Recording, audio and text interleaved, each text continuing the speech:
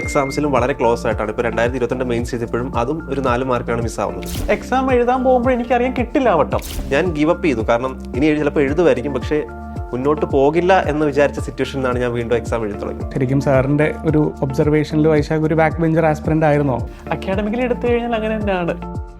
എനിക്ക് തോന്നുന്നു ആ ഒരു ഒറ്റ മെസ്സേജും ആ ഒരു ഫോൺ കോളിന് ശേഷമാണ് എൻ്റെ മൈൻഡ് ഷിഫ്റ്റ് ചെയ്യുന്നത്. വളരെ സന്തോഷകരമായ ഒരു ദിവസമാണ് സൈലം IAS ഇന്നത്തേത്. തികച്ചും സാധാരണമായ ഒരു ബാക്ക്ഗ്രൗണ്ടിൽ നിന്ന് ആലപ്പുഴയിലെ പൂങ്കാവ് എന്ന കൊച്ചു ഗ്രാമത്തിൽ ജനിച്ച് ആലപ്പുഴയിലെ തന്നെ സർക്കാർ വിദ്യാലയങ്ങളിൽ വിദ്യാഭ്യാസം പൂർത്തിയാക്കി ആലപ്പുഴ SD കോളേജിൽ ഫിസിക്സിൽ ബിരുദം കരസ്ഥമാക്കി ഏതൊരു സാധാരണ മലയാളിയെയും പോലെ ഒരു സർക്കാർ ജോലി മാത്രം സ്വപ്നം കണ്ട് ഒടുവിൽ സിവിൽ സർവീസസ് എന്ന വലിയ സ്വപ്നത്തിലേക്ക് എത്തിയ തികച്ചും ഒരു സാധാരണ മനുഷ്യൻ്റെ കഥയാണ് ഇന്ന്. ഈ സാധാരണ മനുഷ്യനെ സർവീസിലേക്ക് കൈപിടിച്ചുയർത്തിയ മെൻറ്റർ സൈലം IAS പ്ലാറ്റ്ഫോമിൻ്റെ ഭാഗമായി തുടർന്നങ്ങോട്ട് ഒരുപാട് ആസ്പിറൻസിന് ഒരു ഹെൽപ്പിംഗ് ഹാൻഡായി ഉണ്ടാകും എന്നുള്ളതും ഇവിടെ ഒരു അനൗൺസ്മെൻ്റായി ഞങ്ങൾ പ്രഖ്യാപിക്കുകയാണ്. ഇന്ന് നമ്മളോടൊപ്പം ഉള്ളത് 2024 സിവിൽ സർവീസസ് പരീക്ഷയിൽ 656 റാങ്കിൻ്റെ തിളക്കത്തോടെ IRS എൻട്രി മുന്നിൽ കണ്ട് നിൽക്കുന്ന ശ്രീ വൈശാഖും അദ്ദേഹത്തിൻ്റെ പേഴ്സണൽ മെൻറ്ററുമായ ശ്രീ സുനീഷ് സാറുമാണ്. രണ്ടുപേർക്കും സൈലം IAS സ്വാഗതം. Thank you. വൈശാഖെ, ഞങ്ങൾക്ക് വളരെയധികം സന്തോഷമുണ്ട്. കാരണം സൈലം IAS ആദ്യത്തെ ഒരു ഇൻ്റർവ്യൂ ആണ്. സിവിൽ സർവീസസ് ടോപ്പറുമായിട്ട് നമ്മൾ നടത്തുന്ന ഫസ്റ്റ് ഇൻ്റർവ്യൂ ആണ്. നമ്മൾക്ക് ഒരുപാട് വിശേഷങ്ങൾ വൈശാഖിനോട് ചോദിക്കാനുണ്ട്. സുനീഷ് സാറിനെ നമ്മൾ ഒക്കേഷണലി കാണുന്നതാണ്. സുനീഷ് സാർ സൈലം IAS ഭാഗമാകുന്നു എന്നുള്ളതിൽ നമ്മൾക്ക് ഒരുപാട് സന്തോഷമുണ്ട്. ഇനി അങ്ങോട്ട് തിരുവനന്തപുരത്തെ UPSC ആസ്പിരൻസിന് സുനീഷ് സാറിൻ്റെ മെൻറ്റർഷിപ്പ് നമ്മളുടെ പ്ലാറ്റ്ഫോമിലൂടെ എത്തിക്കാൻ സാധിക്കും എന്നുള്ളതും നമ്മളെ സംബന്ധിച്ച് വളരെ വലിയ സന്തോഷമുള്ള കാര്യമാണ്. ആദ്യത്തെ ചോദ്യം വൈശാഖിനോടാണ്. റിസൾട്ട് വന്നു. വൈശാഖുമായിട്ട് സംസാരിച്ചതിൽ നിന്ന് ഓൾമോസ്റ്റ് 70-ൽ പരം വേദികളിൽ വൈശാഖ് സിവിൽ സർവീസ് റിസൾട്ടിന് ശേഷം സംസാരിച്ചു കഴിഞ്ഞു. എന്താണ് ഈ റിസൾട്ടിന് ശേഷമുള്ള ഇപ്പോഴത്തെ ഒരു ഫസ്റ്റ് ഫീലിംഗ്? ശരിക്കും ഒത്തിരി നാൾ കാത്തിരുന്ന് കിട്ടിയൊരു റിസൾട്ടാണ്. പക്ഷെ എനിക്ക് ഞാൻ പ്രതീക്ഷിച്ച പോലത്തെ ഒരു എക്സൈറ്റ്മെൻറ്റ് ഉണ്ടാകുന്നില്ല. അപ്പോൾ എനിക്ക് തോന്നുന്നു കുറച്ചുകൂടെ മെച്യൂർഡായി. റിസൾട്ട് ഫെയിലിയർ ആയാലും സക്സസ് ആയാലും അക്സെപ്റ്റ് ചെയ്യാനൊരു മെച്യൂരിറ്റി വന്നതുകൊണ്ട് ഞാൻ അത്ര എക്സൈറ്റ് ചെയ്യുന്നില്ല. പക്ഷേ ഞാൻ ഈ ഒരു മൊമെന്റ് എൻജോയ് ചെയ്യുന്നു. അപ്പം ഇനിയുള്ള ഒരു വരുന്ന സമയത്തെ പറ്റിയാണ് എൻ്റെ ചിന്തകൾ പോയി. വൈശാഖ് LGS ആയിട്ട് വർക്ക് ചെയ്യായിരുന്നു അല്ലേ? ആലപ്പുഴയിൽ തന്നെ LGS ആയിട്ട് വർക്ക് ചെയ്യായിരുന്നു. അപ്പോൾ ജീവിതത്തിൽ വലിയൊരു ഷിഫ്റ്റാണ് സംഭവിച്ചിട്ടുള്ളത്. ചുറ്റുപാടുമുള്ള ആൾക്കാരുടെ വീക്ഷണകോണിലും വലിയൊരു ഷിഫ്റ്റാണ് സംഭവിച്ചിട്ടുള്ളത്. അങ്ങനെ പ്രകടമായ ഒരു വലിയ മാറ്റം സമൂഹത്തിൻ്റെ ഭാഗത്ത് നിന്ന് വൈശാഖിന് ഫീൽ ചെയ്യുന്നുണ്ടോ റിസൾട്ടിന് ശേഷം? എനിക്ക് അത്ര പ്രകടമായി എന്ന് പറഞ്ഞാൽ ആളുകൾക്ക് സ്നേഹം എന്നോട് പണ്ടും ഉണ്ടായിരുന്നു. ഒരു പ്രത്യേക സ്നേഹം. ഇപ്പം എൻ്റെ ആശുപത്രിയിലേക്ക് വന്നാലും ഒരു കൊച്ചുകുട്ടീനെ പോലെയാണ് എന്നെ കണ്ടിരുന്നത്. എന്ന് വെച്ചാൽ എക്സാമിനെ പറ്റി അറിയത്തില്ലെങ്കിൽ പോലും എന്തെങ്കിലും ജയിക്കും എന്ന ആളുകൾ വിശ്വസിച്ചിരുന്നൊരു ഇതായിരുന്നു. വളരെ കുറച്ച് ആളുകൾ മാത്രമാണ് ഒരു നെഗറ്റീവ് സെൻസിൽ ലാസ്റ്റ് ഗ്രേഡിലിരിക്കുന്ന ആൾ സിവിൽ സർവീസിന് പ്രിപ്പയർ ചെയ്യുക. ഞാൻ ലീവ് ചോദിച്ച് ഇപ്പം എൻ്റെ ഓഫീസിലുള്ളവരല്ല, പുറത്തുനിന്നുള്ള ആളുകൾ എന്നോട് പറഞ്ഞിട്ടുണ്ട്, ഇപ്പോൾ ലാസ്റ്റ് ഗ്രേഡിൽ ഇരിക്കുന്ന ഒരാൾക്ക് ഒരിക്കലും സാധ്യമാകുന്ന ഒരു കാര്യമല്ല സിവിൽ സർവീസ്. അതായത് ഇത്ര പ്രിലിം സ്റ്റേജ് ഉണ്ട്, മെയിൻ സ്റ്റേജ് ഉണ്ട്. അപ്പം അങ്ങനെ വളരെ കുറച്ച് പേർക്ക് അവരുടെ ഒരു മെൻറ്റാലിറ്റിയിൽ മാറ്റം വന്നു. ഒരുപാട് ലാസ്റ്റ് ഗ്രേഡ് സർവൻസ് ആയിട്ടിരിക്കുന്ന ആൾ എന്നെ വിളിച്ചു, അവർക്കും പ്രിപ്പയർ ചെയ്യാൻ താല്പര്യമുണ്ട്. അപ്പം അങ്ങനത്തെ ഒരു ഷിഫ്റ്റ് കുറച്ച് പേർക്ക് മോട്ടിവേഷനായി. അല്ലെങ്കിൽ നമ്മുടെ സിറ്റുവേഷൻസ് അല്ല, നമ്മുടെ എഫേർട്സ് ആണ് ഇമ്പോർട്ടൻ്റ് എന്ന് ആളുകൾക്ക് മനസ്സിലായി. ആ ഒരു മാറ്റം ഞാൻ ആളുകളിൽ കാണുന്നുണ്ട് ഈ സിറ്റുവേഷൻ. തിരുവനന്തപുരത്ത് ശരിക്കും എൻ്റെ ഒക്കെ ഒരു പ്രിപ്പറേഷൻ കാലഘട്ടത്തിൽ ഞാൻ ഒരുപാട് കേട്ടിട്ടുള്ള പേരാണ് സുനീഷ് സാറിൻ്റെ. ഒരു സ്റ്റാർ മെൻറ്ററാണ് തിരുവനന്തപുരത്ത് സുനീഷ് സാർ എന്നുള്ള കാര്യത്തിൽ നമുക്ക് ആർക്കും സംശയമില്ല. എങ്ങനെയാണ് വൈശാഖ് സുനീഷ് സാറിനെ കണ്ടുമുട്ടുന്നത്? ഏത് വഴിയിലൂടെയാണ് സുനീഷ് സാറുമായിട്ട് ആ ഒരു റാപ്പ് ബിൽഡ് ചെയ്യുന്നത്? 2019 പ്രിലിംസിൽ ഒരു ഫെയിലിയർ വന്നു. അതൊന്നും പ്രോപ്പർ പ്രിപ്പറേഷൻ അല്ല. പക്ഷെ എന്നാൽ ഒരു 1 മാർക്കിൽ താഴെയാണ് എനിക്ക് പ്രിലിംസ് നഷ്ടപ്പെടുന്നത്. അത് ഞാൻ എൻ്റെ ഫ്രണ്ട് വിവേകുമായിട്ട് തിരുവനന്തപുരത്ത് നടക്കുന്ന സമയത്ത് ഞാൻ സംസാരിച്ചു. അപ്പം എനിക്ക് താല്പര്യമില്ല ഇനി, കാരണം കിട്ടുന്നില്ല. എന്തെങ്കിലും ഒരു സർക്കാർ ജോലി കിട്ടി പോവുക, UPSCക്ക് പ്രിപ്പയർ ചെയ്യുന്നതിന് ഒരു തടസ്സമാണെന്ന് പറയുമ്പോഴാണ് വിവേകാണ് എൻ്റെ അടുത്ത് പറഞ്ഞത് ഒരു സ്ഥലത്ത് കൊണ്ടുപോകാമെന്ന് പറഞ്ഞ്. അങ്ങനെയാണ് എന്നെ സുനീഷ് സാറിനെ പരിചയപ്പെടുന്നത്. അപ്പം അങ്ങനെ 2019 പ്രിലിംസ് ശേഷം ഒരു ഒക്ടോബർ നവംബർ സമയത്താണ് ആ ഒരു പരിചയം കിട്ടുന്നത്. പിന്നെ അതിനുശേഷം ഒരു ഫെയിലിയർ വന്നാലും എന്നെ കോണ്ടാക്ട് ചെയ്യും. അപ്പം എൻ്റെ 2 മോശം സമയത്താണ് സാറിന് വളരെ സിഗ്നിഫിക്കൻ്റ് ആയിട്ട് കോൺട്രിബ്യൂട്ട് ചെയ്യുന്നത്. ഒന്ന് 2019 ഞാൻ പ്രിലിംസ് മീൻസ് ഇനി ഒരു UPSC അറ്റംപ്റ്റിൽ എന്ന് പറയുന്ന സമയത്തും 2021 വീണ്ടും ഒരു പ്രിലിംസ് ഫെയിലിയർ വരുന്നു. ഞാൻ ഓൾമോസ്റ്റ് നിർത്തി എൻ്റെ ആശുപത്രിയിൽ ഇരിക്കുന്ന സമയത്താണ് വീണ്ടും സുനീഷ് സാറിൻ്റെ ഒരു മെസ്സേജ് രൂപത്തിൽ വരുന്നത്. അവിടെ ഒരു കാര്യം നമുക്ക് ചെയ്യാമെന്ന് പറഞ്ഞൊരു മെസ്സേജ്. ശരിക്കും അതിനുശേഷം വൈകുന്നേരം സുനീഷ് സാറിൻ്റെ ഫോണിൽ വിളിക്കുന്നുണ്ട്. അപ്പം നിനക്ക് പ്രിലിംസ് കിട്ടും, നിനക്ക് പ്രിലിംസ് കിട്ടാനുള്ള ഒരു കാര്യം ഇപ്പോൾ ഉണ്ട്, നിനക്ക് മെയിൻസിന് വേണ്ടി പ്രിപ്പയർ ചെയ്യുക. അപ്പം അത്തരത്തിൽ എനിക്ക് തോന്നുന്നൊരു ലോങ് ടൈം നമ്മളൊരു സപ്പോർട്ട് ചെയ്യുന്ന ഒരാളാണ്. ഇൻ കേസ് റിസൾട്ട് കിട്ടുന്നില്ലെങ്കിൽ പോലും നമ്മളെ വിളിച്ച് മോട്ടിവേറ്റ് ചെയ്യുന്ന ഒരാളാണ്. എനിക്ക് തോന്നുന്നു ആ ഒരു ഒറ്റ മെസ്സേജും ആ ഒരു ഫോൺ കോളിന് ശേഷമാണ് എൻ്റെ മൈൻഡ് ഷിഫ്റ്റ് ചെയ്യുന്നത്. ഞാൻ ഗീവ് അപ്പ് ചെയ്തു. കാരണം ഇനി ചിലപ്പോൾ എഴുതുമായിരിക്കും, പക്ഷേ മുന്നോട്ട് പോകില്ല എന്ന് വിചാരിച്ച സിറ്റുവേഷനിൽ നിന്നാണ് ഞാൻ വീണ്ടും എക്സാം എഴുതി തുടങ്ങി. ശരിക്കും ഒരു ഫോൺ കോള് ചരിത്രം മാറ്റിമറിച്ചു എന്ന് പറയുന്നത് അന്വർത്ഥമാവുന്നത് ശരിക്കും സുനീഷ് സാറുമായിട്ടുള്ള ഒരു കോൺവെർസേഷനിലാണ്. സാറിനോട് ചോദിക്കാനുള്ളത്, നമ്മൾ ഒരുപാട് ആസ്പിറൻസിനെ സാറ് കാണുന്നുണ്ട്, നൂറുകണക്കിന് ആസ്പിറൻസിനെ സാർ ഒരു വർഷത്തിലധികം സമയമെടുത്ത് കാണുന്നുണ്ടായിരിക്കും. ഈ ആസ്പിറൻസിൽ പരാജയപ്പെടുന്നവരുണ്ടായിരിക്കും. ഈ പരാജയപ്പെടുന്നവരെ എല്ലാവരെയും സാറ് കോണ്ടാക്ട് ചെയ്യാറുണ്ടോ പരാജയത്തിന് ശേഷം?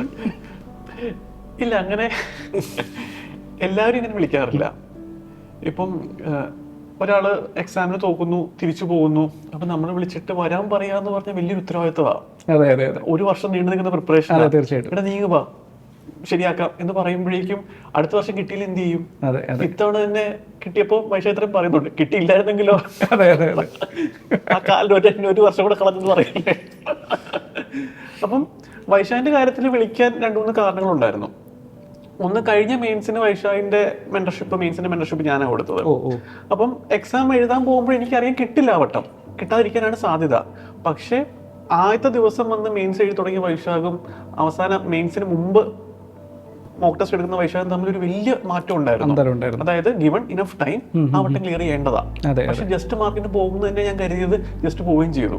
അപ്പൊ എന്നിട്ടപ്പോൾ നമുക്ക് എക്സാം റീസ്റ്റാർട്ട് ചെയ്യേണ്ടതെന്ന് ചോദിക്കാൻ വിളിച്ചപ്പോൾ വൈശാഖ് പറയുന്നത് ഞാൻ നിർത്തി, ഇനി ഞാൻ ഇവിടെ സമാധാനത്തിൽ ജീവിച്ചോളാം. അപ്പൊ ഞാൻ പറഞ്ഞു അതങ്ങനല്ല, ഒരു വട്ടം കൂടെ കൊടുത്തു നോക്ക്, കിട്ടാൻ തന്നെയാണ് സാധ്യത. അങ്ങനെയാണ് വൈശാഖിലേക്ക് എത്തുന്നത്. അപ്പൊ അങ്ങനെ തെരഞ്ഞെടുക്കായിരുന്നു ഒരാളെ അല്ലേ? അങ്ങനെ പലരെയും നമ്മളങ്ങനെ വിളിക്കാറുണ്ട്. കിട്ടുന്ന സാധ്യതയുള്ള ഈ പറഞ്ഞ പോലെ അത് എനിക്ക് തോന്നുന്നു ആപ്റ്റിറ്റ്യൂഡിനെക്കാട്ടിലും കഴിവിനെക്കാട്ടിലും ആ ഒരു ആറ്റിറ്റ്യൂഡാണ്. പറഞ്ഞു കൊടുക്കുന്ന കാര്യങ്ങൾ അങ്ങനെ ചെയ്യുന്നുണ്ട്, അതിലൊരു ഔട്ട്പുട്ട് വരുന്നുണ്ട്.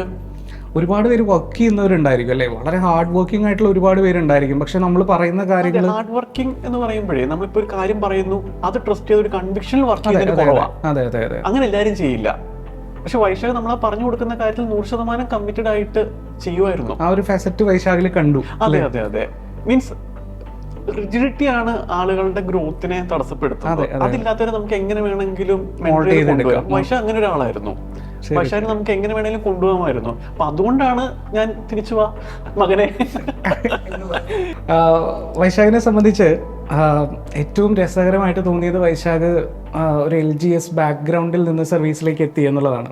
അപ്പോൾ സ്വാഭാവികമായിട്ടും നമ്മളുടെ ബ്യൂറോക്രസിയുടെ സ്ട്രക്ചർ നോക്കുമ്പോൾ ഒരു ബോട്ടം ലെവലിൽ വർക്ക് ചെയ്യുന്ന ഒരാളെ സംബന്ധിച്ച് അദ്ദേഹത്തിന് ഒരുപക്ഷെ സിവിൽ സർവീസസ് എന്ന് പറയുന്നൊരു സ്വപ്നം അത് ചിന്തിക്കുക അത്ര എളുപ്പമുള്ള കാര്യമല്ല. കാരണം ഒരുപാട് PSC ആസ്പിറൻസിനെയും നമ്മൾ കാണുന്നതാണ്, അവർ സിവിൽ സർവീസസിലേക്ക് വരാനുള്ള സാധ്യത വളരെ കുറവാണ്. നേരെ താഴേക്ക് ചിലപ്പോൾ ഇറങ്ങാൻ ചിന്തിക്കാമായിരിക്കാം. കാരണം സർവീസ് കിട്ടാതെ വരുമ്പോൾ സ്വാഭാവികമായിട്ടും ഒരു PSC പരീക്ഷ ചിന്തിക്കാമായിരിക്കാം. പക്ഷേ LGSൽ നിന്ന് സിവിൽ സർവീസസിലേക്ക് ഒരു ശ്രമം എന്ന് പറയുന്നത് അസാധാരണമാണ് എന്ന് തന്നെ പറയാം. എന്തായിരുന്നു അങ്ങനെ ഒരു തോന്നലുണ്ടാവാൻ കാരണം? ഒരു അപ്ഗ്രേഡേഷൻ ലൈഫിൽ വേണം എന്നുള്ളത് കൊണ്ടാണോ, അതല്ല സിവിൽ സർവീസ് ഒരു വളരെ ചെറുപ്പകാലം മുതലെയുള്ള സ്വപ്നമായിരുന്നു? എന്താണ് വൈശാഖിന് അങ്ങനെ ഒരു ആഗ്രഹം തോന്നാൻ കാരണം? ശരിക്കും കുട്ടിക്കാലം തൊട്ട് എല്ലാവർക്കും ഒരു ആഗ്രഹമാണ് ഒരു IAS ഓഫീസർ ആകുന്നത്. അപ്പോൾ ഞാൻ ഒരുപാട് ക്വിസസിൽ പാർട്ടിസിപ്പേറ്റ് ചെയ്യും. ഒരു ക്വിസിൽ ജയിക്കുമ്പോഴേക്കും ആളുകളുടെ അടുത്ത തോന്നലെന്ന് പറഞ്ഞാൽ നിനക്ക് നോളജ് ഉണ്ട്, നിനക്ക് IAS ആവാം. അപ്പോൾ അതിൽ നിന്ന് മനസ്സിലൊരു തോന്നലുണ്ടായിരുന്നു. അപ്പോൾ അത് എപ്പോഴും ഉള്ളിലുണ്ട്. പക്ഷെ അത് നമുക്കൊരിക്കലും എനിക്ക് ചോദിക്കാൻ ആരുമില്ല. UPSC എങ്ങനെ പ്രിപ്പയർ ചെയ്യണമെന്ന് ചോദിക്കാൻ, അല്ലെങ്കിൽ എവിടെ കോച്ചിങ്ങിന് പോകും, അങ്ങനെ ഒരു ആളില്ലാത്ത ഒരു പ്രശ്നം കൊണ്ടാണ് ഞാൻ അതിലേക്ക് കൂടുതൽ ചിന്തിക്കാറുള്ളത്. അപ്പോൾ ഞാൻ മനസ്സിൽ വിചാരിച്ചത് ഒരു സർക്കാർ ജോലി, അപ്പോൾ ക്വിസിനൊക്കെ പോകുന്നതുകൊണ്ട് എനിക്ക് അത്യാവശ്യം PSC എഴുതുമ്പോൾ കിട്ടുന്നൊരു വിശ്വാസം ഉണ്ടായിരുന്നു. അങ്ങനെ എഴുതിയൊരു ജോലി കോളേജിൽ പഠിക്കുന്നൊരു സമയത്താണ് കിട്ടുന്നത്. അപ്പോൾ അപ്പോഴും മനസ്സിലുണ്ട്, പക്ഷേ എന്ത് ചെയ്യണമെന്ന് അറിയത്തില്ല. ഒരു 2 എക്സാം എഴുതിയ ശേഷമാണ് ഈ ഉള്ളിലേക്ക് ഒന്ന് കൊടുത്തു നോക്കാമെന്നൊരു പറയുന്നത്. പക്ഷേ ഫെയിലിയേഴ്സ് വരുമ്പോൾ വീണ്ടും നമ്മൾ മടുത്തു പോവുകയാണ് ചെയ്യുന്നത്. പക്ഷെ എപ്പോഴോ ഉള്ളിലൊരു സ്പാർക്ക് ഇങ്ങനെ ഇത് നമുക്ക് ചെയ്യാൻ പറ്റും. അത് ഓരോ എക്സാംസിലും വളരെ ക്ലോസ് ആയിട്ടാണ്. ഇപ്പോൾ 2022 മെയിൻസ് ചെയ്തപ്പോഴും അതും ഒരു 4 മാർക്കാണ് മിസ്സാവുന്നത്. അപ്പോൾ അത്തരത്തിലൊരു ക്ലോസ് കോഴ്സ് വന്നപ്പോഴേക്കും ഞാൻ ഡിസൈഡ് ചെയ്തു കിട്ടുമോ ഇല്ലെന്ന് എനിക്കറിയില്ല, പക്ഷെ ഞാൻ എൻ്റെ അവസാനത്തെ അറ്റംപ്റ്റ് വരെ കൊടുത്തു നോക്കും എന്നുള്ളത്. ഒരിക്കലും ആഗ്രഹം ഒരു സ്ട്രോങ് ആഗ്രഹം ആയിരുന്നില്ല. അപ്പം ഞാൻ എന്നെ തന്നെ വിശേഷിക്കുന്ന ഒരു പാർട്ട് ടൈം ആസ്പിരന്റ് എന്നാണ്. കിട്ടിയാൽ എനിക്ക് കിട്ടിക്കോട്ടെ. പക്ഷെ ഞാൻ ഒരിക്കലും അതിനുവേണ്ടി ഒരു ഡെഡിക്കേറ്റഡ് ആയിട്ട് ഒരു വർഷം പോലും ഇരുന്ന് പഠിച്ചിട്ടില്ല. ചെയ്യുന്നതെന്ന് പറയുന്നത് എൻ്റെ ജോലി കഴിഞ്ഞ് ഉള്ള സമയത്ത് പഠിത്തും, പിന്നെ ഒരു എക്സാം എടുക്കുമ്പോൾ ഒരു ചെറിയ ലീവ് എടുത്ത് വന്ന് എഴുതും. എക്സാം കഴിഞ്ഞ് നേരെ ഞാൻ പോയി എൻ്റെ ജോലിക്ക് ജോയിൻ ചെയ്യുമായിരുന്നു. ഒരു സ്ട്രോങ് ആഗ്രഹം ഉണ്ടെങ്കിലും അത് കംപ്ലീറ്റ് ആയിട്ട് ഡിവോട്ട് ചെയ്യാൻ സാധിക്കാതിരിക്കുന്ന ഒരു കൺഫ്യൂസ്ഡ് സ്റ്റേറ്റ് ആയിരുന്നു എനിക്കുണ്ടായിരുന്നത്. സുനീഷ് സാർ, ഇപ്പോൾ വൈശാഖ് ഒരു പാർട്ട് ടൈം ആസ്പിറൻ്റ് ആണെന്ന് പറഞ്ഞു. ശരിക്കും സാറിൻ്റെ ഒരു ഒബ്സർവേഷനിൽ വൈശാഖ് ഒരു ബാക്ക് ബെഞ്ചർ ആസ്പിറൻ്റ് ആയിരുന്നോ? അക്കാഡമിക്കലി എടുത്തു കഴിഞ്ഞാൽ അങ്ങനെ തന്നെയാണ്. കോളേജുകളിലൊക്കെ സപ്ലികൾ ഇതും വലിയൊരു മോട്ടിവേഷൻ ആണ് കേട്ടോ. അതായത് സപ്ലിയിൽ അല്ലെങ്കിൽ കോളേജിൽ സപ്ലി അടിക്കുക, അതിനുശേഷം അവർക്കും ഈ സർവീസിലേക്ക് എത്താൻ പറ്റുമെന്ന് പറയുന്നത് വലിയൊരു മോട്ടിവേഷൻ ആണ് യഥാർത്ഥത്തിൽ. അസോസിയേഷൻ സ്വീകരണം ഉണ്ടായിരുന്നു. അതെ അതെ അതെ. എന്ന് വെച്ച് കഴിഞ്ഞാല് നമ്മള് ഇടുന്ന ടൈമോ എടുക്കുന്ന എഫേർട്ടോ മാറ്റർ ചെയ്യും. പക്ഷെ അതിലൊക്കെ മാറ്റർ ചെയ്യുന്ന എക്സാമിനെ കുറിച്ചുള്ളൊരു ധാരണയാണ്. അതെ അതെ അതെ. ഇപ്പൊ തന്നെ അന്ന് വൈശാഖിനെ ഞാൻ വിളിച്ചപ്പോൾ വൈശാഖ് പറഞ്ഞത് ഇനി മുന്നോട്ട് പോകാനുള്ളൊരു ഊർജ്ജം ഇല്ലെന്നാണ്. അപ്പൊ ഞാനിത് പഠിക്കാനല്ല പറഞ്ഞത്, ഞാൻ പറഞ്ഞ പ്രിലിംസിന്റെ ക്വസ്റ്റ്യൻ ഇട്. കാരണം എന്ന് പറഞ്ഞു കഴിഞ്ഞാൽ അത്ര എഫേർട്ട് ഇടണ്ട. കാരണം പുള്ളി വർക്ക് ചെയ്യാണ്, അതിനിടയ്ക്ക് നമ്മൾ ഭയങ്കര മോട്ടിവേഷനോടെ സമയം കണ്ടെത്താൻ, അത് ഒരു തോൽവിക്ക് ശേഷം സമയം കണ്ടെത്താൻ നമുക്ക് പാടാം. ക്വസ്റ്റ്യൻ ഇടാൻ പറഞ്ഞു. ക്വസ്റ്റ്യൻ ഇടാൻ പറയുമ്പോൾ ഉള്ള ഒരു പ്രോസസ് എന്ന് പറഞ്ഞു കഴിഞ്ഞാൽ പുള്ളി ക്വസ്റ്റ്യൻ പേപ്പേഴ്സ് നോക്കും, എന്നിട്ട് എങ്ങനെയാണ് ക്വസ്റ്റ്യൻ വരുന്നതെന്ന് മനസ്സിലാക്കും. അപ്പൊ ആ ഒരു പ്രോസസ്സിലൂടെ പോയി കഴിഞ്ഞു കഴിഞ്ഞാൽ എന്തായാലും കയറും. അന്നേ വൈശാഖിനോട് പറഞ്ഞായിരുന്നു, ചിലപ്പം ഞാനിത് പഠിപ്പിച്ചാൽ നീ കയറണം എന്നില്ല, പക്ഷെ ക്വസ്റ്റ്യൻ എന്തായാലും കയറും. അപ്പൊ ആ ഒരു എക്സാമിനെ മനസ്സിലാക്കുക. ഇപ്പം മറ്റേ വർക്ക് ചെയ്യുന്നവരാണെങ്കിൽ പോലും നമുക്ക് ഇമ്പാർട്ട് ചെയ്യേണ്ട കാര്യം എന്ന് പറഞ്ഞു കഴിഞ്ഞാൽ ഈ എക്സാം എന്താണെന്ന് മനസ്സിലാക്കി കഴിഞ്ഞു കഴിഞ്ഞാൽ ആ എക്സാമിന്റെ പ്രോസസ്സിലൂടെ നമ്മൾ പോവുക. ആ എക്സാം ആകുമ്പോഴേക്കും അതിന് വേണ്ട സാധനങ്ങൾ നമ്മൾ സെറ്റാക്കി വെക്കുക. അതെ അതെ. ഇത് തന്നെയാണ് എനിക്ക് പറഞ്ഞത്. സാർ എൻ്റെ അടുത്ത് പറഞ്ഞെന്ന് പറഞ്ഞാൽ നീ വളരെ ക്ലോസ് ആയിട്ട് എത്തിയിട്ടുണ്ട്, പക്ഷെ ഇപ്പൊ ഗീവ് അപ്പ് ചെയ്ത് കഴിഞ്ഞാൽ അത് എന്താണ്, നീ നഷ്ടപ്പെടുത്തുവാണ്. അപ്പോൾ നീ ഇപ്പൊ ഈ പ്രോസസ്സ്, ഈ പറഞ്ഞ ക്വസ്റ്റ്യൻ എടുത്ത് പ്രോസസ് ചെയ്യുക. അപ്പൊ നീ പ്രിലിംസ് ക്ലിയർ ചെയ്യും, നീ വേറെ ഒന്നും ചെയ്യണ്ട, ക്ലിയർ ചെയ്യും, ബാക്കിയുള്ളത്. അല്ല, ആക്ച്വലി ഈ സുനീഷ് സാറിന്റെ ഒരു മെന്റർഷിപ്പിനെ പറ്റി പറയുമ്പോൾ ഞാൻ കേട്ടിട്ടുള്ളത്, എല്ലാ ആസ്പിറൻസിനോടും സുനീഷ് സാറ് ഒരിക്കൽ കൂടി ട്രൈ ചെയ്യ്, ഒരു അറ്റംപ്റ്റ് കൂടി കൊടുക്കുമെന്ന് പറയില്ല. സുനീഷ് സാറ് പച്ചയ്ക്ക് നിങ്ങൾ വേറെ ശ്രമിക്കണം, വേറെ എന്തെങ്കിലും ഒരു ഓപ്പർച്യൂണിറ്റിയെ പറ്റി തിങ്ക് ചെയ്യണം എന്ന് പറഞ്ഞിട്ടുണ്ട് എന്ന് ഒരുപാട് പേര് നമ്മുടെ അടുത്ത് പറയാറുണ്ട്. അത് അദ്ദേഹത്തിൻ്റെ എക്സ്പെർട്ടൈസിൻ്റെയും അദ്ദേഹത്തിൻ്റെ എക്സ്പീരിയൻസിൻ്റെയൊക്കെ അടിസ്ഥാനത്തിൽ അദ്ദേഹം പറയുന്നതാണ്. ഇനി എൻ്റെ ചോദ്യം വൈശാഖിനോടാണ്. അതായത് വൈശാഖിനെ സംബന്ധിച്ചിപ്പോൾ ഈ ചോദ്യം ചോദിക്കുമ്പോൾ എത്രത്തോളം മറ്റ് പ്ലാറ്റ്ഫോമുകൾക്ക് അത് പ്രയോജനമാകുമെന്ന് എനിക്കറിയില്ല. പക്ഷേ പ്രയോജനം ആവുകയാണെങ്കിൽ ആവട്ടെ, എങ്കിൽ പോലും ഈ ചോദ്യം ചോദിക്കാതെ മുന്നോട്ട് പോകാൻ പറ്റില്ല. ഒരുപാട് മെൻറ്റേഴ്സിനെ വൈശാഖ് കണ്ടിട്ടുണ്ടായിരിക്കും അല്ലേ? ഏകദേശം 8 വർഷം ഈ എക്സാമിന് വേണ്ടി പ്രിപ്പയർ ചെയ്യുന്നു എന്ന് പറയുമ്പോൾ വൈശാഖിൻ്റെ പ്രിപ്പറേഷൻ ജേണിയുടെ ഭാഗമായിട്ട് വൈശാഖ് ഒരുപാട് മെൻറ്റേഴ്സിനെ കണ്ടിട്ടുണ്ടായിരിക്കും.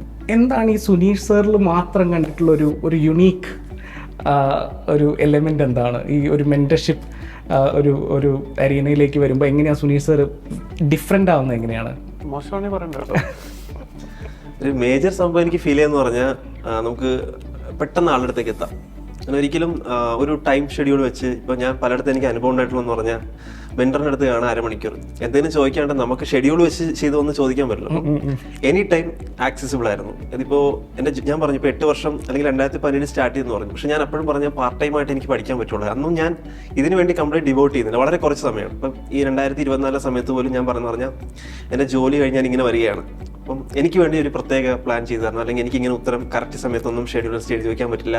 കാരണം എനിക്ക് അന്നേരം പറ്റില്ല, കാരണം വേറെ ജോലിയുടെ കാര്യങ്ങളൊക്കെ ഉള്ളതുകൊണ്ട്. അപ്പോൾ അതെനിക്ക് ചെയ്തു തന്നു. ഒരു കടുംപിടുത്തം പിടിക്കില്ല, നമ്മൾ ചെയ്തു കൊടുത്ത് നമ്മുടെ ആൻസർ ഇമ്പ്രൂവ് ചെയ്താൽ മതി. അപ്പം എനിക്കിപ്പോൾ പുറത്തേക്ക് എന്തെങ്കിലുമൊക്കെ കാര്യത്തിന് പോകുമ്പോഴും ഞാൻ സുനി സാറോടെ പോകണം. അപ്പോൾ പോകുന്ന സമയത്തും ഇങ്ങനെ പറഞ്ഞുകൊണ്ടിരിക്കും, ഇതാണ് ചെയ്യേണ്ടത്. അപ്പോൾ നിന്റെ ബാക്ക്ഗ്രൗണ്ട് മാറ്റർ ചെയ്യില്ല, വേണ്ട നീ എക്സാമിനെ പറ്റി അറിയുക എന്നുള്ളതാണ്. അപ്പോൾ നീ അത്യാവശ്യം അറിഞ്ഞിട്ടുണ്ട്, നീ കുറച്ചുകൂടെ ഒന്ന് ബൂസ്റ്റ് ചെയ്യാൻ നിനക്കത് കിട്ടും. അപ്പം പേഴ്സണലി നമ്മളെ മോട്ടിവേറ്റ് ചെയ്യും. ഇപ്പം നമ്മളെ ശരിക്കും അറിയാവുന്ന ഒരാൾ നമുക്ക് പറഞ്ഞു തരുന്നതും, ഇപ്പം നമ്മളൊരു ചില മെൻറ്റേഴ്സിൻ്റെ അടുത്ത് വരുമ്പോഴേക്കും ചുമ്മാ പറയും, അത് ശരി, ഇത് ശരിയാക്കി, നീ ക്ലിയർ ചെയ്യും, ഇൻട്രോ ശരിയാക്കി, കൺക്ലൂഷൻ ശരിയാക്കും, വെറുതെ അങ്ങ് പറയും. ഇതൊന്നും കൃത്യമായിട്ട് പറയും. നമ്മളറിയാം, നമ്മൾ ഇത്രയും കാലം ഈ വന്ന്, അല്ലെങ്കിൽ നമ്മുടെ കഴിഞ്ഞ വർഷത്തെ അറ്റംപ്റ്റിൽ എന്തൊക്കെ കാണിച്ചു, മിസ്റ്റേക്ക് കാണിച്ചു. ഈ സാധനം സ്പോട്ട് ഓൺ ചെയ്യും, കറക്റ്റ്ലി ഒരു വളരെ സ്പെസിഫിക് ആയിട്ട് സ്പോട്ട് ഓൺ ചെയ്ത് നമ്മുടെ മിസ്റ്റേക്ക് പറഞ്ഞു തരുന്ന ഒരാളാണ്. അതുപോലെ വൈശാഖിൻ്റെ ഒരു ജേണി നമ്മൾ ശ്രദ്ധിച്ചപ്പോൾ നമ്മൾ മനസ്സിലാക്കിയത്, ഓൾമോസ്റ്റ് ഞാൻ നേരത്തെ പറഞ്ഞ പോലെ 8 വർഷക്കാലം ഈ എക്സാമിന് വേണ്ടി പ്രിപ്പയർ ചെയ്യുക എന്ന് പറഞ്ഞാൽ അത്ര എളുപ്പമുള്ള കാര്യമല്ല. സാധാരണഗതിയിൽ എൻ്റെയൊക്കെ ഒരു വിശ്വാസം എന്ന് പറഞ്ഞാൽ, അല്ലെങ്കിൽ എൻ്റെ ടീച്ചേഴ്സൊക്കെ എൻ്റെ അടുത്ത് സംസാരിച്ചിട്ടുള്ളത് ഒരു 3rd അറ്റംപ്റ്റ് ഒക്കെ ഒരു ഡിസിസീവ് അറ്റംപ്റ്റ് ആയിരിക്കണം. അതിനുശേഷം അപ്പുറത്തേക്ക് നമ്മുടെ ലൈഫ് മുന്നോട്ട് കൊണ്ടുപോകരുത് സിവിൽ സർവീസ് എന്ന് പറയുന്ന ഈ ഏരിയയിൽ എന്നാണ് എൻ്റെ അടുത്ത് എൻ്റെ ടീച്ചേഴ്സൊക്കെ പറഞ്ഞിട്ടുള്ളത്. ഈ 8 വർഷം ഇത് പ്രിപ്പയർ ചെയ്യുമ്പോൾ സ്വാഭാവികമായിട്ടും ഒരു ആസ്പിറൻറ്റിന് ഒരുപാട് വെല്ലുവിളികൾ ഫേസ് ചെയ്യേണ്ടതായിട്ട് വരാം. സാറിൻ്റെ ഒപ്പീനിയനിൽ എന്താണ്, അല്ലെങ്കിൽ എത്രാമത്തെ അറ്റംപ്റ്റ് ആയിരിക്കണം ഒരു ഡിസിസീവ് അറ്റംപ്റ്റ് ആയിട്ട് ഒരു ആസ്പിറൻറ്റ് കാണേണ്ടത്? അങ്ങനെ ഒരു ചോദ്യത്തിന് പ്രസക്തി ഉണ്ടോ ശരിക്കും? നമ്മൾ എപ്പോഴും പറയാം ഫസ്റ്റ് അറ്റംപ്റ്റ് ആയിരിക്കണം ബെസ്റ്റ് അറ്റംപ്റ്റ് എന്നുള്ളതാണ്. പക്ഷേ എക്സാം ഭയങ്കര കോംപ്ലിക്കേറ്റഡാണ്, ഒരുപാട് പേപ്പേഴ്സ് ഉണ്ട്. അപ്പം നമ്മൾ ഈ എക്സാമിനെ മനസ്സിലാക്കി എല്ലാം കൃത്യമായിട്ട് വന്ന് ആ ഹോളിലേക്ക് നമ്മൾ കൺവേർജ് ചെയ്യിക്കുക എന്ന് പറഞ്ഞു കഴിഞ്ഞാൽ അത് ടൈം എടുക്കാവുന്ന ഒരു പ്രോസസ്സാണ്. പക്ഷെ നമ്മൾ എക്സാമിനെ മനസ്സിലാക്കി കഴിഞ്ഞാൽ ഇന്നല്ലെങ്കിൽ നാളെ നമ്മൾ ക്ലിയർ ചെയ്തിരിക്കും. അപ്പൊ അതാണ് ഞാൻ വൈശാഖനോടും പറഞ്ഞത്. ശരിക്കും പറഞ്ഞാൽ മെയിൻസ് ഒക്കെ നല്ലപോലെ ഇമ്പ്രൂവ് ആയി. ഒന്നുകൂടെ പുഷ് ചെയ്ത് കഴിഞ്ഞു കഴിഞ്ഞാൽ ഈ പറഞ്ഞ പോലെ കയറേണ്ടതാണ്. ഒരു ഭയങ്കര പ്രെഡിക്റ്റബിലിറ്റി എക്സാമിനുണ്ട്. നമ്മൾ എങ്ങനെയായിരിക്കും മാർക്ക് വരാൻ പോവുക എന്നുള്ളത് പോലും നമുക്ക് കൃത്യമായിട്ട് പറയാൻ പറ്റും. അപ്പം എക്സാമിനെ മനസ്സിലാക്കുക എന്നുള്ളതാണ്. അപ്പം ആ വഴിയിലാണ് നമ്മൾ പോകുന്നതെങ്കിൽ അത് കിട്ടുന്ന വരെ ട്രൈ ചെയ്യണം തന്നെയാണ് എൻ്റെ അഭിപ്രായം. വൈശാഖിനെ സംബന്ധിച്ച് വൈശാഖ് ഈ പ്രിപ്പറേഷനിൽ ഫേസ് ചെയ്തിട്ടുള്ള വെല്ലുവിളികൾ എന്തൊക്കെയാണ്? ഈ മേജർ കാര്യം എന്ന് പറഞ്ഞാൽ എക്സാമിനെ പറ്റി എനിക്ക് തിരിച്ചറിയാൻ പറ്റുന്നില്ല എന്നുള്ളതായിരുന്നു ഏറ്റവും വലിയ വെല്ലുവിളി. അപ്പം നമ്മൾ ഒരുപാട് സമയം പഠിക്കുന്നു, പക്ഷേ കയറുന്നില്ല, ലിസ്റ്റിലേക്ക് വരുന്നില്ല. പക്ഷേ എനിക്കിപ്പം 8 വർഷത്തെ കഥ പറഞ്ഞാൽ ചിലപ്പോൾ പുതിയ ആസ്പിരൻസ് പേടിക്കാൻ സാധ്യതയുണ്ട്. ശരിക്കും ഞാൻ 8 വർഷത്തിന് വേണ്ടി ഡിവോട്ട് ചെയ്ത ആളല്ല, ഞാനൊരു ജോലി ചെയ്ത ആളാണ്. പിന്നെ ഈ പ്രിപ്പറേഷൻ സമയത്ത് തന്നെ ക്വിസ് ആക്ടിവിറ്റീസ് ഞാൻ ആ ഒരു പ്രൊഫഷനിൽ കൂടെ ചെയ്തിരുന്ന ആളാണ്. അപ്പോൾ ഒരിക്കലും UPSC-യിലേക്ക് കംപ്ലീറ്റ് 8 വർഷം സ്പെൻഡ് ചെയ്ത ആളല്ല. ഡെഡിക്കേറ്റഡ്ലി 8 വർഷം UPSC-ക്ക് വേണ്ടി മാറ്റി വെച്ചിട്ടില്ല. അപ്പം ഞാൻ ചെയ്യുന്ന പറഞ്ഞാൽ ഞാൻ കൃത്യമായി പറഞ്ഞ 2-3 വർഷം മാത്രമാണ് ഞാൻ കൃത്യമായി UPSC-ക്ക് വേണ്ടി പഠിച്ചത്. അപ്പം ആ വർഷങ്ങളിൽ പ്രിലിംസ് ക്ലിയർ ചെയ്ത് അത്യാവശ്യം മെയിൻസ് എഴുതാനും പറ്റി. അപ്പം UPSC അറിഞ്ഞ് പഠിക്കുക എന്നുള്ളതാണ്. അപ്പം ഞാനത് അറിയാതെ പഠിച്ചുകൊണ്ടാണ് എനിക്ക് ഇനി ഏതിലേക്ക് എഫേർട്ട് ഇടണമെന്ന് എനിക്ക് അറിയില്ല. അപ്പൊ എന്തിലേക്ക് എഫേർട്ട് ഇട്ടാൽ ക്ലിയർ ചെയ്യാൻ പറ്റുമെന്ന് അറിയില്ല. വെറുതെ പഠിക്കുന്നു, പോയി എഴുതുന്നു. അപ്പൊ നമുക്ക് വേറെ ജോലിയും ഉണ്ട്, വേറെ ആക്ടിവിറ്റീസും ഉണ്ട്. നമുക്കപ്പോൾ ഒരു റവന്യൂ വരുന്നത് കൊണ്ട് UPSC-യെ പറ്റി അത്ര സ്ട്രോങ് ആയിട്ട് ചിന്തിച്ചിട്ടില്ല. അപ്പൊ ആസ്പിരൻസ് ശ്രദ്ധിക്കേണ്ട കാര്യം എന്ന് പറഞ്ഞാൽ എക്സാമിനെ പറ്റി തിരിച്ചറിഞ്ഞിട്ട് വരിക. എനിക്ക് ആ ഒരു വെല്ലുവിളി ഉണ്ടായിരുന്നു.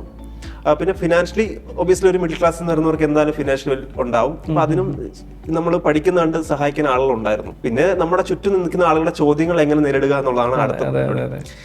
അത് നമ്മൾ അതിനൊരു ഇമോഷണലി ഒരു മെച്യൂരിറ്റി നമ്മൾ ഉണ്ടാക്കിയെടുക്കുക. അത് അത്തരം ചോദ്യങ്ങളെ നിന്ന് ഒളിച്ചോടാൻ നമുക്ക് ഒരിക്കലും പറ്റില്ല. അപ്പൊ ഇതാണ് എനിക്ക് പ്രധാനമായിട്ട് ഉണ്ടായിരുന്ന വെല്ലുവിളി. പക്ഷെ ഞാൻ ഒരു അവസാനത്തെ ഒരു 2023 എത്തിയപ്പോഴേക്കും ഞാനത് പഠിച്ചു, എങ്ങനെ ഡീൽ ചെയ്യാം, ആളുകളെ പറഞ്ഞ് മനസ്സിലാക്കാം.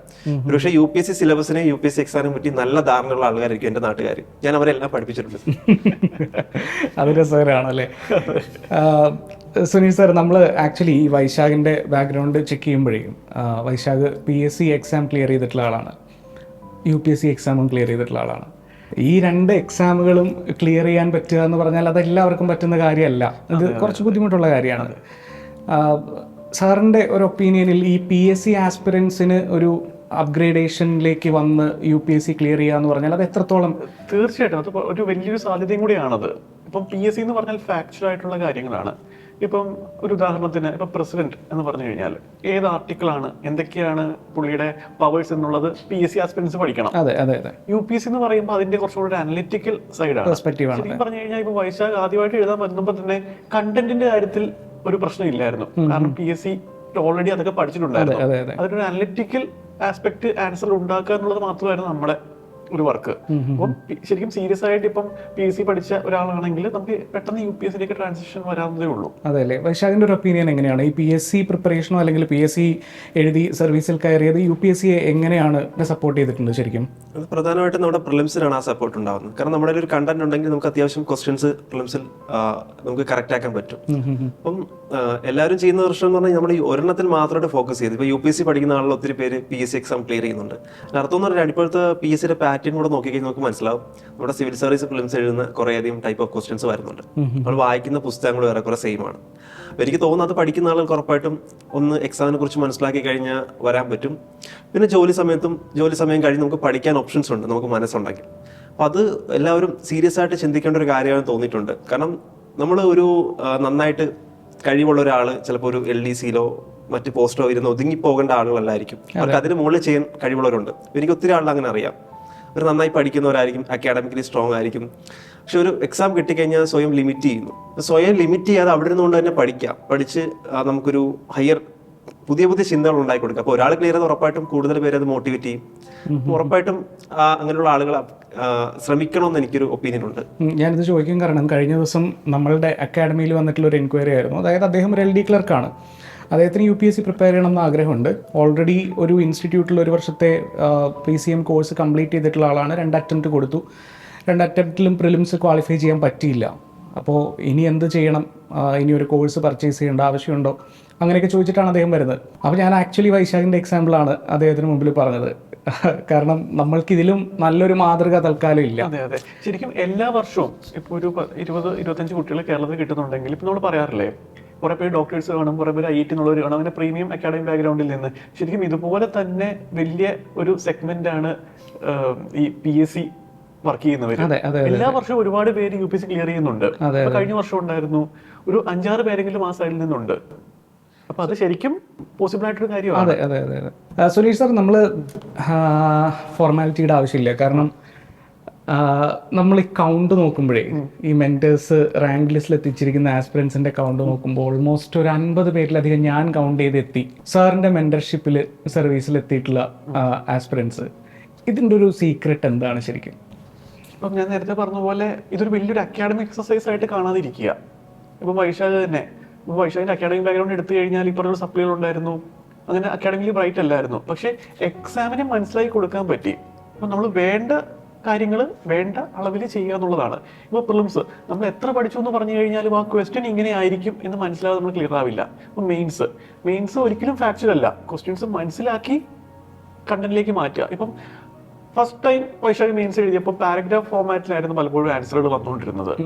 അതേസമയം ഇപ്പോൾ ഞാൻ ഇപ്പോഴും ഓർമ്മയുണ്ട് 2 സെഷൻ ഇനി അത് മാറ്റിയിട്ട് പോയിന്റ് ആക്കണം, പറ്റാവുന്നിടത്തേക്ക് സബ്സ്റ്റാൻഷിയേറ്റ് ചെയ്യണം എന്ന് മാത്രമേ പറഞ്ഞുള്ളൂ. തൊട്ടടുത്ത ടെസ്റ്റ് മുതൽ അതങ്ങനെയാ പോകുന്നത്. അപ്പം എക്സാമിനെ മനസ്സിലാക്കുക എന്നുള്ളതാണ്. അത് മനസ്സിലാക്കി എന്താ പറയാ, നമ്മൾ പറഞ്ഞു കൊടുക്കുന്ന അംഗീകരിക്കുന്നവർ കയറാറുണ്ട്. സാർ, സൈലം IAS എങ്ങനെയായിരിക്കും സാറിന്റെ ഒരു വർക്കിംഗ് സ്റ്റൈല്? അതൊരു ഇൻഡിവിജ്വൽ 1-on-1 മെന്റർഷിപ്പ് ആയിരിക്കും, അതൊരു കളക്റ്റീവ് ആയിട്ടുള്ള ഒരു ഗ്രൂപ്പിന് മെന്റർഷിപ്പ് കൊടുക്കുകയായിരിക്കും? എന്താണ് സാർ? പണ്ട് ഞാൻ ചെയ്തുകൊണ്ടിരുന്ന 2 രീതിയിലാണ്. അതായത് വളരെ ജനറിക് ആയിട്ടുള്ള കാര്യങ്ങൾ നമ്മൾ എല്ലാവരോടായിട്ടും പറയുക. 1-to-1 എന്ന് പറയുന്നത് ഇന്നവിറ്റബിൾ ആണ്. കാരണം നമ്മൾ ഇൻഡിവിജ്വൽ ആയിട്ട് എന്തൊക്കെയാണ് ഇഷ്യൂസ് മനസ്സിലാക്കി അത് കറക്റ്റ് ചെയ്താൽ മാത്രമേ ഒരു വലിയ സ്കോറിലേക്ക് പോകാനായിട്ട് പറ്റത്തുള്ളൂ. അപ്പോൾ രണ്ടും വേണം. ജനറൽ ആയിട്ടുള്ള കാര്യങ്ങൾ നമ്മൾ കോമൺ സെഷനിൽ പറയുക, പിന്നെ 1-to-1 മെമ്പർഷിപ്പിൽ നമ്മൾ ഫൈൻ ട്യൂണിങ്ങിലേക്ക് കൊണ്ടുവരിക. ഇപ്പം ഓരോരുത്തരുടെയും പ്രശ്നങ്ങൾ യുണീക്ക് ആയിരിക്കും. ഇപ്പോൾ വൈശാഖിന് കണ്ടന്റ് ഒരു ഇഷ്യൂ അല്ലായിരുന്നു ആദ്യം മുതലേ, പക്ഷേ ഈ പറഞ്ഞ പോലെ ക്വസ്റ്റ്യൻസ് മനസ്സിലാക്കുന്നതിലായിരുന്നു അവരുടെ പ്രശ്നം വന്നിരുന്നത്. ഇപ്പോൾ ഫിലിംസ് ആണെങ്കിൽ പോലും കയ്യിൽ കണ്ടന്റ് ഉണ്ട്, പക്ഷെ എക്സാം മനസ്സിലാവാത്തതുകൊണ്ടായിരുന്നു പുള്ളി കയറാതിരുന്നത്. അത് മനസ്സിലാക്കിയപ്പോഴേക്കും കയറി. അപ്പം ഓരോരുത്തരുടെയും ഇഷ്യൂസ് യുണീക്ക് ആയിരിക്കും. അപ്പൊ അത് മനസ്സിലാക്കി 2 രീതിയിലും പോകണം എന്നാണ് എനിക്ക് തോന്നുന്നത്. ഒരു സംശയം ഞാൻ വൈശാഖ് ചോദിച്ചോട്ടെ. ഇപ്പൊ അന്ന് എക്സാം റിസൾട്ട് വന്ന് വൈശാഖ് വിളിച്ചപ്പം ഞാൻ ചോദിച്ചു എങ്ങനെ ഉണ്ടായിരുന്നു, എന്ത് തോന്നുന്നു? ഉണ്ടായ വൈശാഖ് പറഞ്ഞു ഞാൻ നിസ്സംഗതനാണ്, എനിക്ക് പ്രത്യേകിച്ച് ഒന്നും തോന്നുന്നില്ല സാർ. അക്ഷയ് സാർ ചോദിച്ചപ്പോഴും പറയുന്നു എനിക്കും തോന്നുന്നില്ല എന്ന്. എൻ്റെ ഒരു സംശയമാണേ, കയറിയില്ലായിരുന്നെങ്കിൽ എന്തെങ്കിലും തോന്നുമായിരുന്നോ? കയറിയില്ലെങ്കിൽ ഞാൻ 2 ദിവസം കൊണ്ട് ഇങ്ങനെ മനസ്സിന് പ്രാക്ടീസ് ചെയ്യിക്കുമായിരുന്നു. അതായത് എന്ത് സംഭവിക്കണം, UPSC നമുക്ക് ഒരിക്കലും പ്രെഡിക്റ്റ് ചെയ്യാൻ പറ്റാത്തതുകൊണ്ട് ഞാനൊരു 2-3 ദിവസം ചിലപ്പോൾ സങ്കടപ്പെട്ടിരിക്കും, പക്ഷെ ഞാൻ മാനേജ് ചെയ്യും. അതിൻ്റെ ഒരു റീസൺ എന്ന് പറഞ്ഞാൽ കുട്ടിക്കാലം തൊട്ടുള്ള ഫെയിലിയേഴ്സ് ഞാൻ ആക്സെപ്റ്റ് ചെയ്തിട്ടുണ്ടായിരുന്നു. ക്വിസസിന് മുമ്പ് തോക്കും, അതിനുശേഷം ഡിഗ്രിക്ക് വന്നപ്പം ഒരുപാട് പേപ്പർ മിസ്സാവുന്നു, അങ്ങനെ ഓരോ തവണ പ്രിലിംസ് മെയിൻസ് ആയിട്ട് പലതവണയായിട്ട് പരാജയപ്പെടുന്നു. അപ്പം അത് ബാലൻസ് ചെയ്യാൻ തുടങ്ങി, മനസ്സ് അക്സെപ്റ്റ് ചെയ്യാൻ തുടങ്ങി. കിട്ടിയില്ലെങ്കിൽ എനിക്കൊരു BC പ്ലാനുകൾ വേറെ ഉണ്ടായിരുന്നു. അപ്പം അത് ഒരു ഓവറായിട്ടൊരു സങ്കടത്തിലേക്ക് എന്നെ എത്തിക്കില്ലായിരുന്നു. ഈ ക്വിസിങ്ങിനെ പറ്റി ഒരു ചോദ്യം ചോദിക്കാതെ പോകാൻ നിർത്തിയില്ല. കാരണം ഈ ക്വിസിങ്, എക്സ്റ്റംബർ, ഈ മേഖലയിലൊക്കെ ആക്റ്റീവായിട്ടുള്ളൊരു വലിയ ആസ്പിറന്റ് കമ്മ്യൂണിറ്റി. ഇപ്പം നമ്മൾ ശ്രദ്ധിച്ചു കഴിഞ്ഞാൽ ഈ UPSC ഇൻസ്റ്റിറ്റ്യൂട്ടുകളൊക്കെ അവരുടെ പ്രധാനപ്പെട്ട ഇവൻസിൻ്റെ ഭാഗമായി കണ്ടക്ട് ചെയ്യുന്ന ഒരു കോൺടെസ്റ്റ് ഒന്നിലൊരു ക്വിസ് പ്രോഗ്രാം ആയിരിക്കാം, ഒരു ക്വിസ് കോൺടെസ്റ്റ് ആയിരിക്കാം, അല്ലെങ്കിൽ ഒരു എക്സ്റ്റംബർ ജസ്റ്റ് മിനിറ്റ് പോലൊരു എക്സ്റ്റംബർ കോമ്പറ്റീഷൻ ആയിരിക്കാം. ചെറുപ്പം മുതലേ ഒരു ക്വിസറാണ് എന്ന് പറഞ്ഞു. ഈ ക്വിസിങ് പ്രാക്ടീസ് എങ്ങനെയാണ് ഈ പ്രിപ്പറേഷന് ശരിക്കും സഹായകമായിട്ടുണ്ടോ? മേജർലി അത് പ്രിലിംസിലാണ് അതിൻ്റെ ഒരു സഹായം വരുന്നത്. കാരണം ക്വിസ് എന്ന് പറഞ്ഞാൽ അറ്റ് എ ടൈം നമ്മളൊരു ഉത്തരത്തിലേക്ക് എത്തുക എന്നുള്ളതാണ്. ഒരു സെയിം സ്ട്രാറ്റജിയാണ് നമുക്ക് പ്രിലിംസിൽ ആവശ്യം. ഇപ്പോൾ ചില ചോദ്യങ്ങൾക്ക് ഉത്തരം നമുക്കൊരു A ആണോ C ആണോ 2 ഓപ്ഷൻസിൽ ഒന്ന് തട്ടി നിൽക്കുകയാണ്. ആ സമയത്ത് നമ്മുടെ ഉള്ളിൽ ഒരു ഇൻസൈറ്റ് ഉണ്ടാവും, ഇതിലേതാ ഒരു ഉത്തരം. അത്തരത്തിൽ കിട്ടാൻ ഒത്തിരി ഹെൽപ്പ് ചെയ്യുന്നുണ്ട്. ചിലപ്പോൾ ഒരു കിട്ടുന്ന സാധാരണ ഒരു മാർക്കിനെ കാട്ടി ഒരു 4-5 മാർക്ക് കൂടുതൽ കിട്ടാൻ ചിലപ്പം ക്വിസിങ്ങിന്റെ നമ്മുടെ ഒരു ഹിസ്റ്ററി സഹായിക്കാറുണ്ട്. പ്രധാനമായിട്ടും പ്രിലിംസിൽ നന്നായിട്ട് നമ്മൾ ഹെൽപ്പ് ചെയ്യും. കാരണം ഒരു ഇൻസ്റ്റന്റ് ആയിട്ട് ഉത്തരത്തിലേക്ക് എത്തുക, ടൈംലി നമുക്ക് സോൾവ് ചെയ്യുക, അതിനൊക്കെ തന്നെ നമ്മുടെ ഒരു ക്വിസിങ് ഹാബിറ്റ് ഹെൽപ്ഫുള്ളാണ്. ഓക്കെ. സോ വൈശാഖിനെ പറ്റി ഞങ്ങൾക്ക് കുറേ കാര്യങ്ങൾ അറിയാം. സുനീഷ് സാർ പറഞ്ഞു, ഞങ്ങൾ വൈശാഖിൻ്റെ ഇൻ്റർവ്യൂ കണ്ടും വൈശാഖിനെ പറ്റി സൈലത്തിന് ഒരുപാട് കാര്യങ്ങൾ അറിയാം. വൈശാഖിന് സൈലത്തെ പറ്റി എന്താ അറിയാവുന്നേ? സൈലത്തെ പറ്റി പറഞ്ഞു തുടങ്ങുകയാണെങ്കിൽ എനിക്ക് അതിന്റെ ഒരു തുടക്കം മുതൽ അറിയാവുന്ന ഒരു സ്ഥാപനമാണ്. അതിന്റെ മേജർ റീസൺ എന്ന് പറയുന്നത് ഇതിന്റെ ഫൗണ്ടർ അനന്ത്. കാരണം ഞാൻ കോളേജിൽ പോകുന്ന സമയത്ത് അനന്തു വന്ന് മെഡിക്കൽ എക്സാം ക്ലിയർ ചെയ്ത് നിൽക്കുന്നതാണ്. അപ്പോൾ അനന്തുവിൻ്റെ ഫ്ലെക്സ് ഞാൻ പോകുന്ന വഴിയിലൊക്കെ ഉണ്ട്. അപ്പോൾ അത് കഴിഞ്ഞ ശേഷം ക്യൂരിയസ് ആയിട്ട് തോന്നിയ ഒരുപാട് കാര്യങ്ങളുണ്ടായിരുന്നു. എൻ്റെ ഒരു ഫ്രണ്ട് ഡോക്ടർ അനന്തുവിൻ്റെ സുഹൃത്താണ്. അപ്പോൾ എന്നോട് പറയുകയാണ്, അപ്പം മെഡിസിൻ സീറ്റ് കിട്ടിയിട്ടും ആൾക്ക് വേറെ കുറേ പ്ലാൻസ് ഉണ്ട്, ആളെന്തോ ഒരു മൊബൈൽ ആപ്പ് പ്ലാൻ ചെയ്യുകയാണെന്ന് പറഞ്ഞാൽ ഇത് തുടങ്ങുന്നതിന് തൊട്ട് മുമ്പ് തന്നെ എന്നോട് ഇത് പറയുമായിരുന്നു. അപ്പോൾ ഞാൻ കേൾക്കും. അപ്പോൾ ഞാൻ ആലോചിക്കും, ഒരു മെഡിസിൻ സീറ്റ് കിട്ടിയ ഒരാൾ എന്തിനാണ് ഒരു എൻ്റർപ്രണർഷിപ്പിലേക്ക് പോകുന്നതെന്ന് എപ്പോഴും ഒരു സംശയം ഉണ്ടായിരുന്നു. പിന്നീട് ഞാൻ ഡോക്ടർ അനന്തുവിൻ്റെ കഥകളൊക്കെ കേൾക്കുന്നു. അല്ലെങ്കിൽ ഒരു വളരെ ഹാർഡ്ഷിപ്പിൽ നിന്ന് കടന്നു വന്നു, ഒരുപാട് ഡിഫിക്കൽട്ട് പീരീഡിൽ നിന്ന് കടന്നു വന്ന ഒരാളാണ് ഇത്രയും വലിയ രീതിയിൽ ഇതിനെ മാനേജ് ചെയ്യുന്നുള്ളത്. അപ്പോൾ എനിക്ക് വലിയൊരു ഇൻസ്പിറേഷൻ ആയിരുന്നു കാര്യം. കാരണം ഞാനും ആലോചിക്കുന്നു, ഞാനും ഒരു അത്രയും ബെനിഫിറ്റ് ഇല്ലാത്തൊരു ഫാമിലിയിൽ നിന്ന് വരുന്നു. അപ്പോൾ എനിക്കും വലിയ കാര്യങ്ങൾ അച്ചീവ് ചെയ്യാൻ പറ്റുമോ എന്നുള്ള തോട്ട് അന്നത്തെ കാലത്ത് എനിക്കുണ്ടായിരുന്നു. കോളേജിൻ്റെ ആ ഒരു പീരീഡ് ഓഫ് ടൈംസിൽ ഞാൻ ഏറ്റവും കൂടുതൽ എനിക്കൊരു ഇൻസ്പിറേഷൻ ആയിട്ടുള്ള ഒരാളായിരുന്നു. അല്ലെങ്കിൽ ഒരു ഫെയിലിയർ വരുമ്പോൾ ഇൻസ്പിറേഷൻ ആയിട്ടുള്ള ഒരാളായിരുന്നു. അപ്പോൾ ഞാൻ ഒരുപാട് ആളുകളിൽ നിന്ന് കേട്ടിട്ടുണ്ട്. കാരണം ഞങ്ങൾക്ക് രണ്ടുപേർക്ക് ഒരുപാട് കോമൺ ഫ്രണ്ട് ഉണ്ടാവാൻ സാധ്യതയുണ്ട്. കാരണം ഞങ്ങൾ രണ്ടുപേരും ആലപ്പുഴക്കാരാണ്. അപ്പൊ അങ്ങനെ കോമൺ സുനീഷ് സാറും ആലപ്പുഴക്കാരനാണ്. അപ്പൊ അങ്ങനത്തെ ഒരുപാട് കോമൺ ഫ്രണ്ട്സിന്റെ അടുത്ത് നിന്നും കേട്ടിട്ടുണ്ട്. കാരണം ഒരുപാട് ഡിറ്റർമിനേഷൻ ഉള്ള ഒരു ക്യാരക്ടറായിരുന്നു. അപ്പോൾ ഒരു ഇന്റർവ്യൂല് ഡോക്ടർ ആനന്ദ് പറയുന്നത് ഞാൻ കേട്ടു, പണ്ട് കാലത്ത് ഒരു 30 രൂപയ്ക്ക് എന്തോ ഞാൻ ഫുഡ് മേടിച്ച് കഴിച്ചിരുന്ന ആളാണ്. അപ്പൊ അതിലൊരു മാറ്റം വന്നു, അത്രയും ഞാൻ അതിനെ കാണുന്നുള്ളൂ. പിന്നെ വേറൊരു കാര്യം കൂടെ എന്ന് പറയുന്നത്, എൻ്റെ കുട്ടികൾ കൂടുതൽ, ഞാൻ ഒരുപാട് സ്കൂൾ കുട്ടികളെ പഠിപ്പിക്കാറുണ്ട്. ആ കുട്ടികളിൽ പലരും സൈലത്തിൽ പഠിക്കുന്നവരാണ്. അപ്പൊ എന്നോട് എപ്പോഴും വന്ന് പറയാറുണ്ട്, അവർക്കൊക്കെ തന്നെ ഒരു മോട്ടിവേഷനാണ്. ഒരുപക്ഷെ ഇപ്പം ഞാൻ പറഞ്ഞ പോലെ നമുക്കൊരു കംഫോർട്ട് സോൺ, ഒരു ഡോക്ടറായി ആ കംഫോർട്ട് സോൺ ഇരിക്കാതിന് ഒരു വലിയ റെവല്യൂഷൻ തന്നെ. അതെ. ഇപ്പം വൈശാഖ് നമ്മൾ ഇൻ്റർവ്യൂവിന് മുമ്പ് സംസാരിച്ചപ്പോൾ പറയായിരുന്നു, വൈശാഖിൻ്റെ സ്റ്റാറ്റസിലൊക്കെ സൈലം നിറഞ്ഞു നിൽക്കാറുണ്ട്, ട്യൂഷൻ്റെ ആയിട്ടും മറ്റ് സെഗ്മെൻറ്റുകളുടെയൊക്കെ ആയിട്ട് സൈലം നിറഞ്ഞു നിൽക്കാറുണ്ടെന്ന് വൈശാഖ് പറയായിരുന്നു. ഏതായാലും നമ്മളുടെ ഈ പ്ലാറ്റ്ഫോമിന് വൈശാഖ് ശ്രദ്ധിക്കുന്നു, അറിയുന്നു എന്നറിയുന്നതിൽ നമുക്കൊരുപാട് സന്തോഷം. പ്രിപ്പറേഷൻ ഇടയ്ക്ക് പലപ്പോഴും വൈശാഖ് സൂചിപ്പിച്ചിട്ടുണ്ട്, മറ്റേ സിവിൽ സർവീസ് ഇല്ലെന്നുണ്ടെങ്കിൽ ഒരു ക്യൂസിങ് ആപ്പ് ഒക്കെ ഉണ്ടാക്കി ഡോക്ടർ അനന്തുവിനെ പോലെ ആവണമെന്നൊക്കെ. എന്റെ ഞാൻ ഒരു ബി പ്ലാൻ സി പ്ലാൻ പറഞ്ഞില്ലേ, അതിലൊരു പ്ലാൻ ഇതാണ്. അപ്പൊ ഞാൻ ആലോചിച്ചു, അപ്പം ഞാൻ ഒരാളോട് അപ്രോച്ച് ചെയ്തിരുന്നു, ഡോക്ടർ അനന്തുവിനെ മീറ്റ് ചെയ്യണമെന്ന് പറഞ്ഞിട്ട്. എനിക്ക് ഡോക്ടർ അനന്തുവിനെ പരിചയമുള്ള ഒരാളത്ത് ഞാൻ പറഞ്ഞു. എന്നോട് പറഞ്ഞ് ഇപ്പൊ അതിനെപ്പറ്റി ചിന്തിക്കേണ്ട, ഇപ്പൊ നീ UPSC അറ്റംപ്റ്റ് കൊടുക്കുക, അതിനുശേഷം എന്തെങ്കിലും നമുക്ക് കാണാം, സംസാരിക്കാൻ കുഴപ്പമൊന്നുമില്ല. അപ്പൊ ഏതായാലും നമ്മളുടെ ഈ ഇന്റർവ്യൂ ഡോക്ടർ അനന്തു കാണും എന്നാണ് നമ്മളുടെ പ്രതീക്ഷ. അങ്ങനെ വൈശാഖുമായൊരു സംഭാഷണത്തിന് സാഹചര്യം ഉണ്ടാകും എന്ന് നമ്മൾ പ്രതീക്ഷിക്കുന്നു. എന്താണ് വൈശാഖിന്റെ ഭാവി സ്വപ്നങ്ങൾ? ഭാവി ഞാൻ പ്ലാൻ ചെയ്ത് വരുന്നുള്ളൂ. കാരണം ഇതിൽ നിന്നൊന്ന് പുറത്തേക്ക് കടന്നിട്ട് വേണം ചിന്തിക്കാൻ. അപ്പൊ ഞാൻ എന്റെ ജോലി റിസൈൻ ചെയ്തു. എന്റെ ഹെൽത്ത് ഡിപ്പാർട്ട്മെന്റ് ഉണ്ടായിരുന്ന ജോലി റിസൈൻ ചെയ്തു. ബാക്കി ഇപ്പോൾ ഞാൻ ചെയ്യുന്നതെന്ന് പറഞ്ഞാൽ കുറച്ച് നാളായിട്ട് കുറച്ച് കുട്ടികളെ പഠിപ്പിക്കുന്ന ഒരു കാര്യമുണ്ട്. അപ്പം ഈ ജോലിക്ക് പോകുന്നതിന് മുമ്പ് അവരെ ഒന്ന് മോട്ടിവേറ്റ് ചെയ്ത് അവരെയും ഈ വഴിക്ക് വരാൻ പറ്റുന്നവർ അതിലേക്ക് എത്തിക്കുക. എനിക്ക് തോന്നുന്നു നാട്ടിൽ കുറച്ച് പ്രോഗ്രാംസ് ചെയ്യുക എന്നുള്ളതാണ് നിലവിലത്തെ പ്ലാൻ. ശരി. സുനീഷ് സർ, നമ്മൾക്ക് അങ്ങനെയാണെങ്കിൽ ഈ സെഷന്റെ ഒരു പരിസമാപ്തിയിലേക്ക് എത്താം. സാറിന് എന്താണ് നമ്മളുടെ ആസ്പിരന്റ് കമ്മ്യൂണിറ്റിയോട് പറയാനുള്ളത്? ഈ വൈശാഖിന്റെ സ്റ്റോറിയിൽ നിന്ന് സാറിന് എന്താണ് പറയാനുള്ളത്? അതാണ് ഇപ്പോഴത്തെ വിഷയം. പറയുന്നൊരു വലിയ ഇൻസ്പിറേഷൻ ആണ്. ഡെഫിനറ്റ്ലി, അതെ. അപ്പോൾ നമ്മൾ മനസ്സിൽ വെച്ച് കഴിഞ്ഞാൽ റൈറ്റ് ആയിട്ടുള്ള ഗൈഡൻസ് കിട്ടിക്കഴിഞ്ഞാൽ എന്ത് സാധ്യമാണ് എന്നൊരു മെസ്സേജാണ് വൈശാഖ് എല്ലാവർക്കും കൊടുക്കാറ്. ശരിക്കും വൈശാഖിന്റെ വൈശാഖിന്റെ ഈ സക്സസിനെ പറ്റി പറയാൻ ഏറ്റവും അർഹൻ സുനീഷ് സാർ തന്നെയാണ്. ശരിക്കും സൈലം എന്ന് പറയുന്ന പ്ലാറ്റ്ഫോമിലേക്ക് വരാൻ ശരിക്കും പറഞ്ഞു കഴിഞ്ഞാൽ അതിന്റെ കാരണം എന്ന് പറയുന്നത് തന്നെ വൈശാഖിനെ പോലെ ഒരുപാട് പേരിലേക്ക് എത്താൻ പറ്റുമെന്നുള്ളത് കൊണ്ടാണ്. അതെ, ഒരു വൈഡ് റേഞ്ച് ഓഫ് ആസ്പിറൻസിലേക്ക് എത്തിച്ചേരാനും ഒരുപാട് ഇരട്ടി ആളുകളിലേക്ക് എത്തിച്ചേരാം എന്നുള്ളത് കൊണ്ടാണ് ഞാൻ ശരിക്കും പറഞ്ഞ ഒരു തീരുമാനം എടുത്തത് തന്നെ. അപ്പോൾ ഏതായാലും അതിലും ഞങ്ങൾക്ക് ഹാർദമായ സന്തോഷം. നമ്മുടെ രാജ്യം ഒരു കോൺസ്റ്റിറ്റ്യൂഷണൽ ഡെമോക്രസിയാണ്. ജനാധിപത്യത്തിന് നിയന്ത്രണങ്ങളുമായി ഒരു കോൺസ്റ്റിറ്റ്യൂഷൻ ഉണ്ട്. ഈ ഭരണഘടനയിൽ പരാമർശിച്ചിരിക്കുന്ന സമത്വം എന്ന ആശയത്തിൻ്റെ അക്ഷരം പ്രതിയുള്ള സാക്ഷാത്കാരമാണ് ഇന്ന് ഈ സ്വപ്ന നേട്ടത്തിലൂടെ വൈശാഖ് എത്തിപ്പിടിച്ചിരിക്കുന്നത്. ഒരുപാട് വൈശാഖുമാർക്ക് കൈത്താങ്ങുമായി സുനീഷിനെ പോലെയുള്ള മെൻറ്റേഴ്സും ഈ ഫീൽഡിൽ അത്യാവശ്യമാണ്. സോ സൈലം IASലൂടെ നിങ്ങൾക്ക് ഈ സ്റ്റാർ മെൻറ്ററിൻ്റെ മെൻറ്റർഷിപ്പ് സെഷൻസ് ലഭ്യമാക്കുക എന്നുള്ളതാണ് നമ്മളുടെ ലക്ഷ്യം. എല്ലാവർക്കും സൈലം IASലേക്ക് ഒരിക്കൽ കൂടി സ്വാഗതം. Good bye.